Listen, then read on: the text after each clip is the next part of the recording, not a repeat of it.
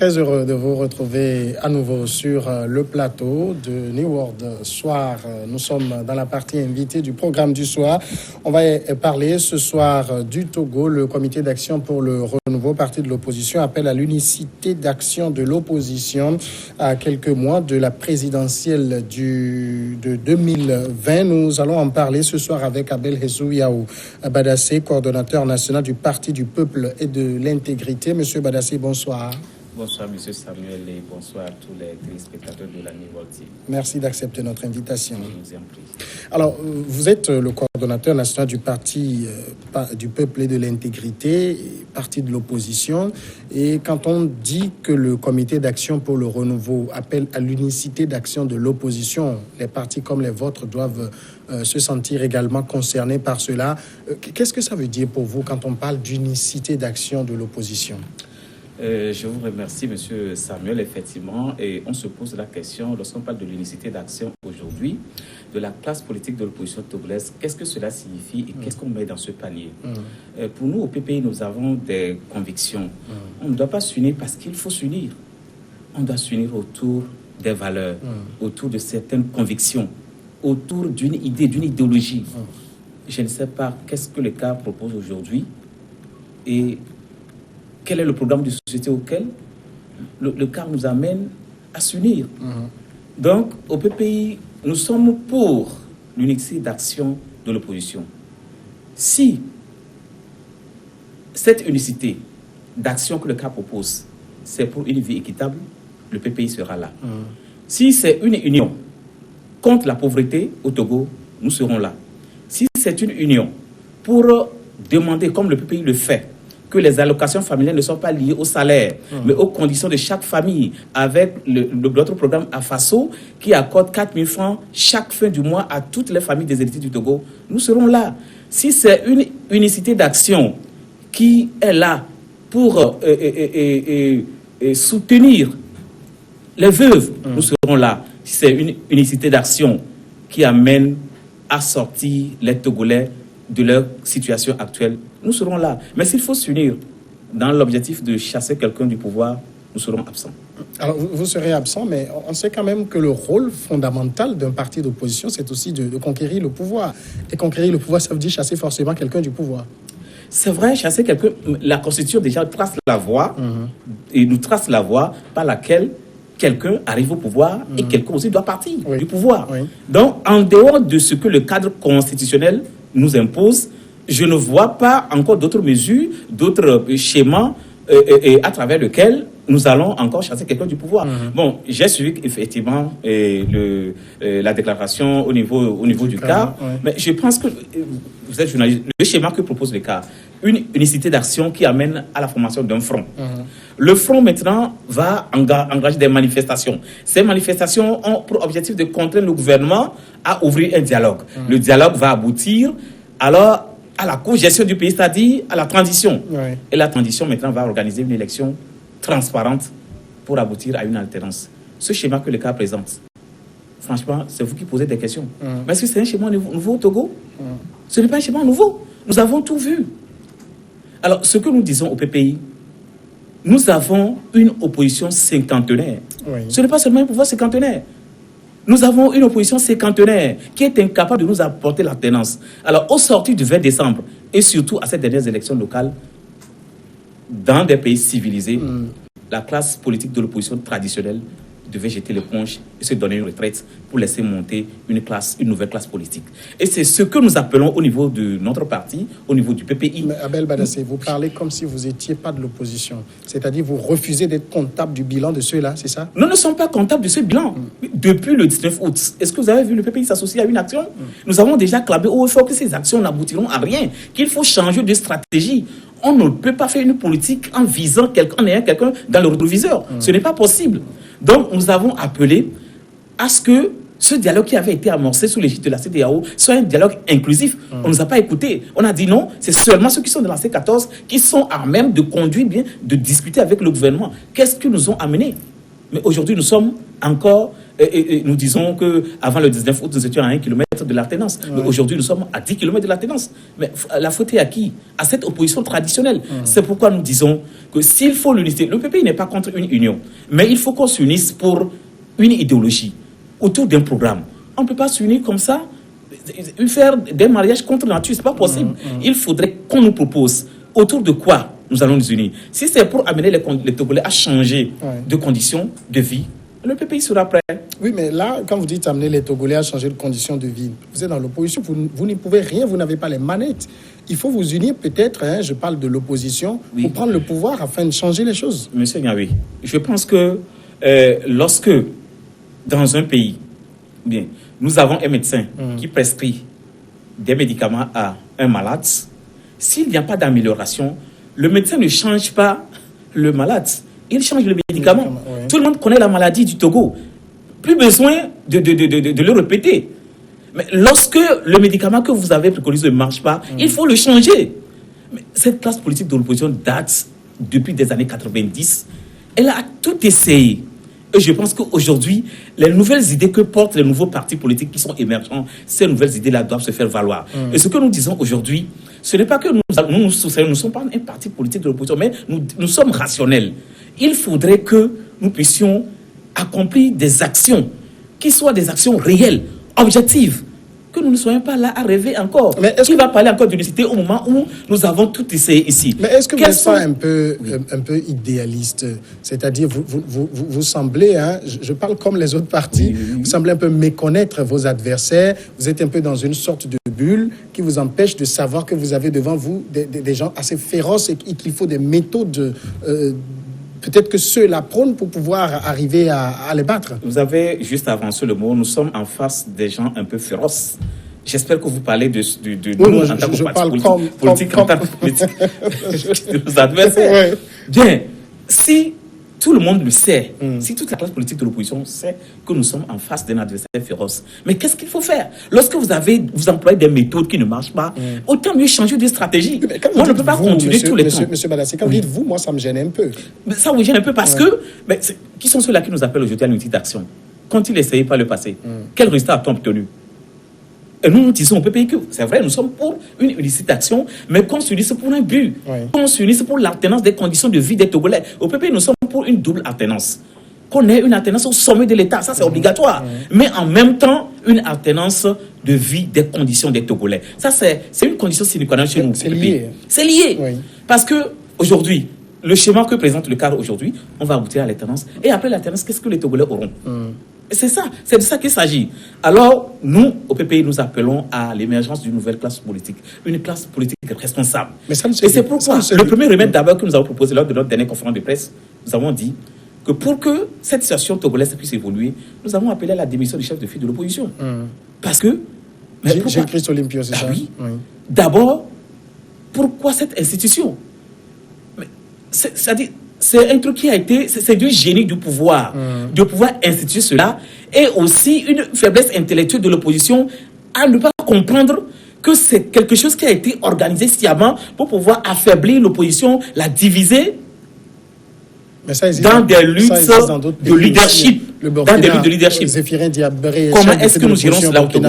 Au Mali, il y a un chef de file de l'opposition. Il y en a dans tous les pays, pratiquement en Afrique. Je n'en disconviens pas. Là, peut-être ce poste est mieux géré. Mais regardez comment est-ce que le titre même de l'opposition, du chef de file de l'opposition, a divisé la classe politique de l'opposition togolaise par le passé. Mais je crois que ça n'aide pas. C'est un appât. Pour nous, au PPI, c'est un appât lancé par le gouvernement, par le parti au pouvoir, pour pouvoir semer la division, la confusion, et distraire l'opposition pour pouvoir continuer par nous gouverner. Alors, nous sommes clairs. Si il faut une unité d'action au sein de l'opposition, il faudrait qu'on nous définisse alors autour de quelle idéologie, autour de quel programme. Mais quel programme on nous a présenté? On a refusé. On ne peut pas nous dire en l'air comme ça qu'il faut qu'on s'unisse. Qu'on s'unisse pour faire quoi? Pour dire contre un quatrième mandat. Mais vous voyez ça. C'est tout ce que nous avons toujours refusé. Mais la Constitution... Au moins, est-ce que ce n'est pas un élément fédérateur? Un quatrième mandat, par exemple. Mais qui donne c'est le peuple qui donne le mandat. Ce ne sont pas les partis politiques. Oui, mais vous avez, il faut qu'on retourne à ce peuple. Vous avez bien lu, vous l'avez si bien dit, vous avez suivi la déclaration du cas. Ils ont dit, in fine, des élections transparentes pour qu'on sache que ce soit véritablement le peuple qui y ait donné ce pouvoir? Je pense que lorsque le cas au sortir des élections locales, lorsqu'on fait l'analyse en disant qu'il y a eu un recensement biaisé, favorable à unir, bourrage d'une par-ci, une liste électorale non fiable, enrôlement de mineurs, moi je tombe des nues. Est-ce que c'est la première fois que cette formation politique participe aux élections au Togo? Non, ce n'est pas la première fois. Mais moi je suis surpris qu'elle soit surpris de cette situation. C'est pourquoi au PPI nous disons qu'on ne va plus rester dans cette lutte sempiternelle à faire revenir le même schéma qui est improductif. Il faudrait que nous changions de stratégie. Les partis politiques doivent retourner à la base, travailler. Nous avons maintenant obtenu les 2 tours. Oui. Alors, je ne vois pas pourquoi on va parler d'une unité d'action. Que chacun travaille, chacun retourne à sa base. On laisse chaque parti politique libre. Et lorsque nous aurons le second tour, chacun décidera. Pourquoi on va forcer les gens dans une unité d'action lorsqu'on ne définit même pas un programme? Au PPI, nous ne sommes pas dans ce schéma. Alors ça veut dire, vous pensez qu'on n'a pas besoin de s'unir derrière une personne, mais plutôt derrière un programme, c'est ça? Nous devons nous unir derrière un programme. Nous devons nous unir derrière la dignité du peuple togolais que le PPI défend à travers la suspension des nationalités, des pièces de nationalité que nous demandons. Nous devons nous unir derrière la discrimination que le pouvoir organise aujourd'hui dans les différents concours, surtout la discrimination d'âge, dans les différents concours de recrutement dans la fonction publique et dans les départements d'études supérieures. Nous devons nous unir pour appeler à ce qu'on puisse accorder les allocations de chômage à tous les chômeurs et à tous les étudiants. Alors, quand vous dites vous unir derrière un programme, et vous définissez là un programme qui me semble un peu social, mais en même temps, vous voyez, quand vous prenez un peu la cartographie des partis politiques de l'opposition, vous n'êtes pas dans les mêmes idéologies. Vous avez des libéraux, vous avez des socialistes, vous avez des capitalistes, entre guillemets, vous avez des communistes et tout. Comment on fait pour en faire un melting pot? C'est la raison pour laquelle cette union dont appelle aujourd'hui l'Écart est impossible. Nous avons vu par le passé, peut-être, je prends l'exemple de la C14, les gens étaient là dans cette union, mais avec des intérêts divergents. Il a suffi seulement d'une goutte d'eau pour que cette formation implose. Donc, nous disons qu'il faudrait qu'on définisse une idéologie. Nous sommes de différentes idéologies, mais on doit s'unir autour de certaines valeurs déterminées, autour de quoi nous unissons. À travers peut-être un problème ponctuel dont souffre la population togolaise, on nous appelle, le PPI sera présent. S'il faut dire aujourd'hui qu'il faut aller dans la rue marcher pour que la pauvreté puisse, on puisse en finir avec la pauvreté au Togo, pour que les Togolais puissent déjà en naissant avoir leur nationalité, pour que les étudiants puissent avoir aussi les allocations de chômage, les travailleurs, etc. Nous serons présents. Mais on ne peut pas s'unir uniquement pour viser l'alternance. Tant bien nous savons que c'est l'objectif premier de tout parti politique, arriver au pouvoir. La Constitution déjà nous trace une voie par laquelle nous devons y arriver. Mais alors, tous les mots que vous décrivez, que ce soit question de nationalité, problème de pauvreté et tout, est-ce que tout cela n'a pas pour nom mauvaise gouvernance, d'où il faut peut-être, aux yeux de ces partis, empêcher cela de continuer? C'est pourquoi je le dis, je le répète encore, je suis d'accord qu'il faut les empêcher de continuer. C'est pour cela que le PPI aussi est là. Nous avons nos stratégies que nous ne voulons pas aussi mettre sur la table. Mais nous trouvons que les stratégies que nos amis de l'opposition traditionnelle proposent, c'est ça qu'ils ont toujours proposé et c'est ça qui nous a amenés dans le pétrin. Je répète encore, en 2017, le 19 août, nous étions à 1 km de l'alternance. Les actions de la C14 nous ont amenés à 10 km de l'alternance aujourd'hui. Et nous devons réorienter nos actions aujourd'hui pour que nous puissions atteindre l'alternance très bientôt. Nous n'allons pas réaliser cette alternance-là en restant toujours dans des divisions, mais dans une union pour un objectif. C'est pourquoi le PP dit, nous devons nous unir pour un objectif précis. Pas nous unir seulement parce qu'il le faut. Non, nous n'allons pas venir. Il y a 2020 qui arrive. Qu'est-ce que vous en pensez? Est-ce qu'en 2020, vous croyez qu'une alternance est possible? Je crois que rien n'est impossible au Togo. Rien n'est impossible. il s'agit d'une question de stratégie. Je donne un exemple banal. Lorsque vous avez un engin et qu'il y a un boulon qui est coincé, il faut le dévisser, il faut prendre du temps, graisser cette partie-là avant de pouvoir l'enlever. Et si vous tapez dur, ça risque de retourner contre vous. Et c'est ce que nous avons dit lors de notre dernière conférence de presse. Lorsque vous êtes un chasseur et vous êtes face à un buffle, de votre position, si vous savez que le tir que vous allez engager ne peut pas atteindre le buffle, ne tirez pas. Mais si vous tirez, vous ratez, cela va se retourner contre vous. C'est dans ce schéma que nous sommes depuis le 19 août. Et nous sommes sortis des élections du 20 septembre, du 20 décembre, mais avec une opposition très affaiblie et un pouvoir très renforcé. C'est dans ce schéma que nous sommes actuellement. Et avec ça, on ne peut pas nous reproduire encore les mêmes méthodes pour que nous puissions suivre. Ce n'est pas possible. Nous avons des convictions au niveau du pays. Et ces convictions-là, ce sont ces convictions que nous avons suivre. Et quelle est votre stratégie à vous pour 2020? Pour 2020, il y a encore le temps.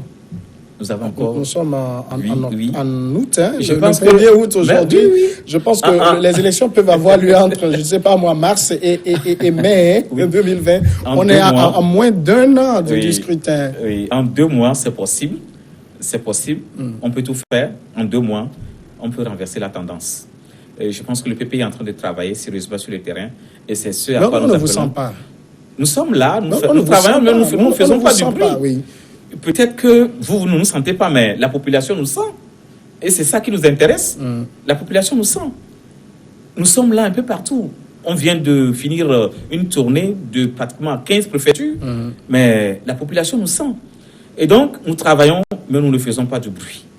Et c'est ce que je voudrais, que les autres partis politiques aillent travailler sur le terrain, au lieu de rester appelés à l'unité d'action, sans rien faire. On va s'unir autour peut-être d'un candidat qui ne connaît pas peut-être tous les coins du pays. Mais pour quel résultat? C'est pourquoi le pays dit non. Si c'est pour la défense de l'intérêt du peuple, c'est-à-dire ce qui est quelque chose qui est précis, nous serons là. Mais si c'est peut-être pour divertir les gens, le cadre ne nous trouvera pas. Oui, mais vous ne dites encore aucun schéma bien précis, hein?